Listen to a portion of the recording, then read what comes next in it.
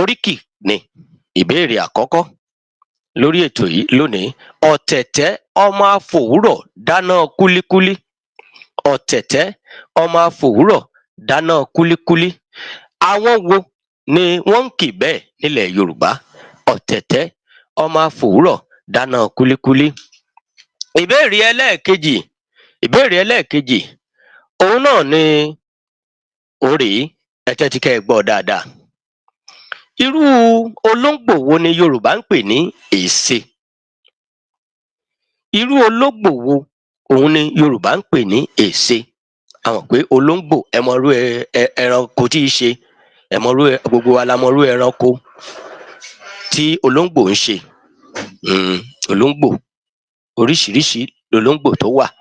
Ṣùgbọ́n láàárín olóńgbò, ẹ̀yà olóńgbò kan wà tí Yorùbá máa ń pè ní èsè.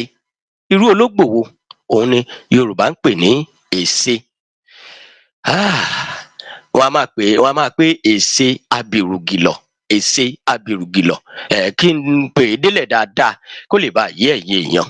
Irú olóńgbò wo ni Yorùbá ń pè ní èsè? Ẹ̀rọ ìbánisọ̀rọ̀ tẹ́ ẹ lè pè sí òun náà ni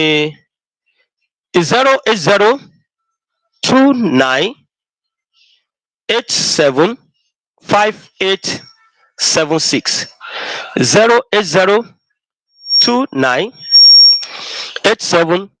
08029875876. Ẹ gbọ́ lẹ́ẹ̀kan sí ẹ̀rọ ìbánisọ̀rọ̀ tẹ́ ẹ lè pè sí láti fi dá ṣètò àti láti dáhùn ìbéèrè wa. Ẹ má gbàgbé iléeṣẹ́ Ọlágorè Ṣọlá Foundation wọ́n ti kó ẹ̀bùn recharge card rẹpẹtẹ fún wa pé ká pín fún ẹ̀yin èèyàn lórí ètò yìí. Ẹ̀yin èèyàn tẹ́ ẹ bá ti gbà béèrè wa, wọ́n ní ká pín ẹ̀bùn recharge card, ká pín fẹ́yìn èèyàn ní jàǹtìrẹrẹ ní bìbà.